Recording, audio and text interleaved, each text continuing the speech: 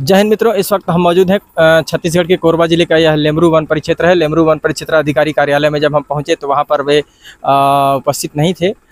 सूचना मिली कि वे कहीं और निकले हुए हैं। उसके पश्चात जब हम उनके जो शासकीय निवास मिला हुआ है वहां पर जब हम पहुंचे तो वहां पे भी वह नहीं थे। उसके पश्चात हम उनके निजी मकान में आए हैं तो यहाँ पर एक चौकीदार मिले हुए हैं। ये चौकीदार वन विभाग में कार्य करते हैं और यहाँ पर उनकी तैनाती मिली हुई है। क्या नाम है आपका? राम नरेश यादव। तो यादव जी किस पोस्ट पर हैं यहाँ? चौकीदार रेंजर ऑफिस। अच्छा, कितने बजे से कितने बजे तक ड्यूटी रहती है? 8 बजे से 5 बजे तक। अच्छा, तो प्रत्येक दिन आते हैं आप? हाँ, प्रत्येक दिन डेली। हमको देखें आप? हम आते हैं वहाँ तो आज तक तो नहीं देखा हूँ, तो यहाँ 2-3 महीना हुआ है, 2 महीना आसपास हुआ है यहाँ आते। क्योंकि 2 महीने में लगभग हम 5 से 6 बार आ गए हैं।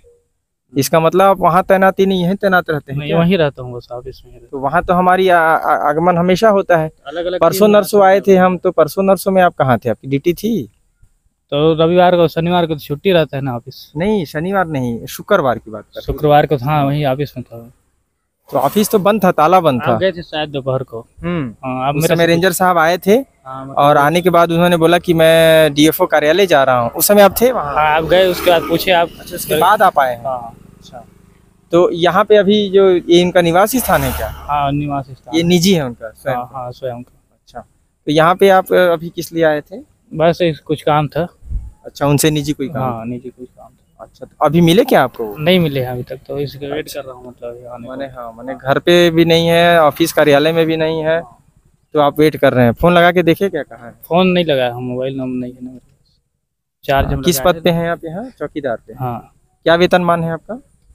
उस 8,750 रुपये था, अभी बढ़ गया है शायद। मतलब बढ़ा हुआ वेतन अभी आपको नहीं मिला? नहीं मिला है। हाँ। अभी जो है समय पे मिल जाता है, भुगतान हो जाता है? हाँ, समय पे मिल जाता है। अकाउंट में आता है या सरकार? अकाउंट में आते हैं। चौकीदार थे आप यादव जी, क्या नाम पूरा बताएं? राम नरेश यादव। तो यह थे चौकीदार जी राम नरेश यादव। आप परमानेंट हो गए हैं क्या? हाँ, नहीं, परमानेंट नहीं हुआ हूँ अभी। अच्छा, तो लेकिन वन विभाग की तरफ से भुगतान किया जाता है? वन विभाग की तरफ से। अच्छा, चौकीदार का क्या काम रहता है आपका वहाँ?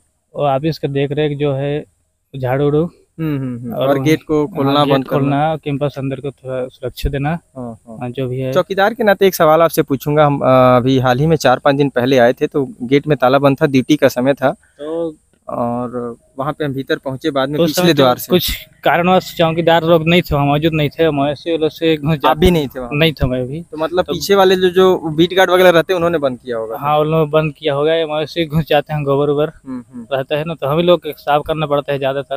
पूरा 50-100 गाय घुस जाते हैं एक साथ। हाँ, एक साथ, बकरी उकरी सब। हमने देखा बकरी पहले से ही मौजूद थी वहाँ, है ना? तो मैं बोला जब बकरी पहले से ही है तो गेट को खोल ही देना चाहिए, इतनी बकरियां हैं। तो मेरे कहने का मतलब यह है कि मवेशी अगर आएंगे उसके डर से आप गेट को बंद नहीं करना चाहिए। शासकीय भवन है ना, तो शासकीय भवन की गरिमा होती है, एक प्रेस्टीज होता है। आप गाय के आने के डर से आप शासकीय कार्यालय इन समय में आप बंद नहीं कर सकते हैं, ठीक है? तो ये चीज़। दूसरी चीज़ यह है कि अभी जैसे एक समयावली होता है सुबह 8 बजे का, तो आप लोग कार्ड पंच करते हैं कि कहीं हस्ताक्षर करते हैं आप लोग? नहीं, कुछ नहीं करते हैं। रजिस्टर में साइन भी नहीं होता आप लोग का? कैसे साबित करें कि आप ड्यूटी कर रहे हैं कि नहीं कर रहे हैं? अब साहब लोग ही जाने, वही लोग अपने हिसाब से मेंटेन करते हैं। अच्छा, आप लोग को वर्दी आई कार्ड कुछ दिया गया? जैसे हम लोग आई कार्ड पहने हैं, हम लोग गेटअप में हैं। मेरे को नया हूँ तो नहीं मिला है, और पुराने लोग को मिल गया होगा शायद, नहीं पूछा। यादव जी कितने दिनों से काम कर रहे हैं आप? 2 महीना हो गया। कैसे वैकेंसी निकली? कितने क्लास तक पढ़े हैं? 12वीं पास हुए। उसके आधार पे कहाँ फॉर्म भरा था आपने? फॉर्म तो नहीं भरा हूँ, डायरेक्ट आप रेंजर साहब को रिक्वेस्ट की और जब आ गए आप, है ना? हाँ। तो मैंने उनके हस्तक्षेप में होता है एक वन परिक्षेत्र अधिकारी जो इन तरह के चौकीदारों को तैनाती दे दे और उनके अकाउंट में पेमेंट जब आता है। अभी कितनी बार पेमेंट उठा लिया आपने? एक बार उठा लिए। 8,000 8,500 8,750 है ना? तो ये आपके अकाउंट में रेंजर महोदय डालते हैं या डायरेक्ट किसी संस्था विशेष से आता है, गवर्नमेंट से आता है? बाउचर भर के डालते होंगे रेंजर साहब लोग। धन्यवाद आपका। ये जो है चौकीदार जी थे यादव जी, और ये अपनी ड्यूटी का निर्वहन अभी नए हैं और कर रहे हैं। यहाँ पे बीट गार्ड्स वगैरह जब ड्यूटी करते हैं तो अंदर में जब आप चूँकि चौकीदार हैं तो देखते हैं कभी ये लोग कितने बजे ड्यूटी में निकलते हैं? जैसे उनका टाइम रहता है, कोई सुबह निकल जाते हैं, कोई 10 बजे 11 बजे, दोपहर को भी निकल जाते हैं जी।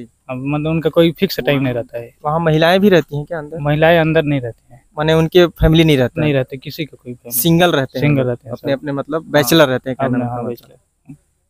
अभी हाल ही में हम आए थे तो बीच में उन्होंने कहा यही समय में आप नहीं आए हैं, हम अपना पी रहे हैं चाहे खा रहे हैं, आप क्यों बोल रहे हैं वाली बात थी। हम परिवार के साथ बैठे हैं, जबकि वो लोग सब बैचलर बैठे थे और धमा चौकड़ी और पूरी मस्ती हो रही थी, शराबखोरी भी चल रही थी। किंतु जो है उस वक्त हम सबों से भी उलझ पड़े। जस्ट आए थे, मतलब फील्ड से आए थे घूम के लोग, मतलब अपना अपना काम करके, तो दोपहर को था तो गंजी उंजी पहन के खाना वाना खा रहे थे ऐसे। हाँ, अभी आपको एक चीज पता है कि ग्राम सुरवे में सरपंच पति से 32 से 34 हजार रुपये ले लिए गए? नहीं, वो चीज नहीं पता है। शराब के नशे में? नहीं पता है। 3 लोग भया दोहन करके? नहीं। सरपंच पति ने आरोप लगाया इन लोगों पर, जो ड्यूटी कर रहे हैं ना। हाँ। उन्हीं ड्यूटी की बात कर रहा हूँ। ये इसी तरह की ड्यूटी करके वहां से संभवतः आ रहे थे, क्योंकि ये शराबखोरी में संलिप्त रह रहे हैं। जब एक सरपंच पति बोल सकता है, जनपद, देखिए आप समझ रहे हैं, जनप्रतिनिधि हैं वो, वैसे लोग जब इनकी शिकायत कर सकते हैं, किस तरह के कार्य को जो है ईमानदारी से निर्वहन कर रहे हैं, ये छुप नहीं सकता है। ठीक है, हम लोग पत्रकार लोग हैं, अगर आते हैं हमसे भी ये उलझ रहे हैं, हमसे बता सकते थे कि हम फैमिली वाले हैं या फैमिली के साथ खा रहे हैं, लेकिन ये अगर आप थे कि नहीं थे उस समय? नहीं थे उस समय। तो नहीं थे, तो आपको कैसे जानकारी हो गया कि वो लोग अभी अभी ड्यूटी से आए थे? आप तो सफाई दे रहे हैं। उस समय शनिवार था उस दिन ना। नहीं, आप कैसे बता दिए कि जो है आप लोग जब आए तो ड्यूटी से आ रहे थे? बस कर रहे थे ना, कुछ बात कर रहे थे कि इस टाइम आए से खाना उन्हें खा रहे थे फैमिली तौर पे। तो मैंने उनकी बात आप रख रहे हैं, आपको देखा नहीं है, आपने जाना नहीं है पूरा बात? मतलब था, मैं भी अंदर में था ना। अच्छा, आप थे? हाँ, अंदर में खाना खा रहा था मैं भी। अच्छा, तो ठीक है यादव जी। और जब हम सब वहाँ से लौटे, जब वहाँ से जब इन्होंने कहा कि भैया हम लोग भोजन भाव कर रहे हैं, वो मंच जिस पे भोजन कर रहे थे, स्टेज बना हुआ था, उस पे क्या होता है? कोई कार्यक्रम होता है क्या? हाँ, जैसे गणेश चतुर्थी होता है, कुछ कार्यक्रम होता है वहाँ जी। गणेश चतुर्थी या नवरात्रि समय जवारा वारा होते हैं। हाँ हाँ, माने कुछ तरह से पूजा पाठ तरीके सारा काम होता है। आप खैर, मैं निजी तौर पर तो कुछ नहीं कह सकता, क्योंकि छत्तीसगढ़ में शराब बंद नहीं है। हाँ, नहीं है। ठीक है, आप शराब का सेवन कर सकते हैं, और ड्यूटी के दौरान नहीं है तो और भी कर सकते हैं, उसके लिए कोई आपको रोक नहीं सकता है। उस समय वो लोग ड्यूटी के बाद थे और शनिवार था तो वैसे भी छुट्टियां रहती हैं, छुट्टी थी, तो वे शराब का सेवन कर सकते हैं, उसमें कोई दिक्कत नहीं। आपको ही मालूम है, मुझे को ही मालूम, हम इतने मूर्ख नहीं हैं। उस समय लोग शराब कर रहे थे कि नहीं सेवन उस समय? वो तो नहीं देखा मैं। अच्छा, तो आप वहीं थे? हमको वहीं थे, लेकिन उनके साहब मतलब सर थे तो उनके सामने नहीं जाते हैं ना। ऑफिस का काम करता हूँ, ऑफिस का हिसाब किताब रहता है। बोतल वगैरह तो हटाए होंगे तो दिख गया होगा? नहीं, वो सब नहीं देख पाया। अल्लाह सुना, बस अल्लाह सुना। हाँ, बस अल्लाह सुने थे ना। हाँ, वो लोग हम ही लोग पर हल्ला कर रहे थे। अब पता नहीं है, 2 लोग थे ना। हाँ, 2 लोग, और लोग कम से कम 20-25 लोग की संख्या में थे और हल्ला कर रहे थे बाकायदा, और अपशब्दों का भी इस्तेमाल किया था लोगों ने। आप सुने थे? वो शब्द सुने थे, खाली हल्ला सुने थे? शब्द तो नहीं सुन पाया, नहीं सुन पाया, हल्ला ही सुने होंगे आप, क्योंकि आप उनकी तरफ से काम कर रहे हैं ना मित्र। अंदर में मैं समझ सकता हूँ। खाना खा रहे थे जी। जहाँ पर एक पूजा पाठ होता है, जहाँ पर आपने बताया कि गणेश चतुर्थी, वो और क्या क्या रखते हैं वहाँ पर, दीप जवारा भी रखते हैं, वहाँ पर जूठन, शराब का सेवन इत्यादि से बचना चाहिए। वह सार्वजनिक मंच जरूर है, किंतु आपके भोजन करने के लिए नहीं।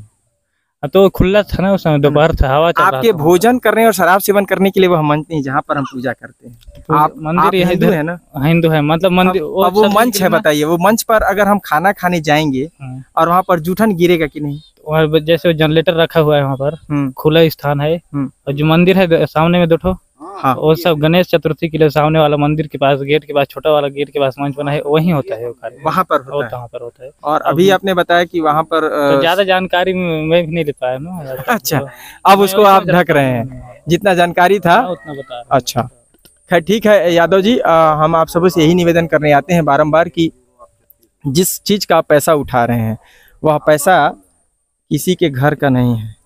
हाँ, वह इस देश के नागरिकों का है, जो अपने टैक्स का भरपाई करके आपकी सैलरी तय करते हैं, आपको सैलरी मिलता है, तो इनका हक है पूछना। हाँ, सही।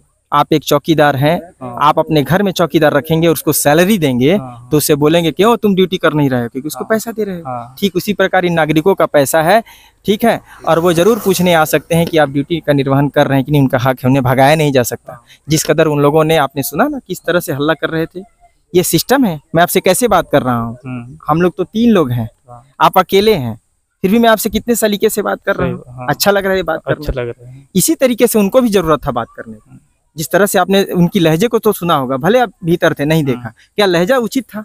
हाँ तो शोरगुल मच रहा था। लहजा उचित था, माने शोरगुल करना उचित था ना? उतना ज्यादा नहीं था, उचित करना तो नहीं था शोरगुल, है ना भाई?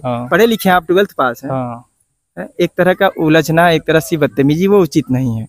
हम पढ़े लिखे लोग हैं, अगर हम लोग आते हैं आपसे, मूर्ख तो नहीं है। आपको ज्यादा कोई समस्या है तो आप हमारी लिखित शिकायत कर सकते थे। हमको आपसे कोई समस्या है, पूछेंगे, आप सही जवाब नहीं देंगे तो मैं आपकी लिखित शिकायत भी करूंगा। यही मेरा राइट है ना, कि मैं आपसे गाली गलौज करूंगा, आपको भगाऊंगा, ये अनुचित है। तो कहीं ना कहीं यह अशोक जी थे, अभी नए हैं और ये अपने ड्यूटी का निर्वहन बेहतर तरीके से करने का प्रयत्न कर रहे हैं, कर नहीं पा रहे हैं। अगर यहाँ पर हैं तो इनको वहाँ होना चाहिए था। दूसरी चीज़ थी कि जिस दिन छुट्टी का दिन था, उस दिन आपका भी छुट्टी का दिन था। हाँ, मेरा भी। फिर आप वहाँ क्या कर रहे थे? कुछ का इनका घर में कुछ कार्यक्रम था, घर पूजन का। हाँ, उस दिन आपको बुलाया गया था। हाँ, ठीक है।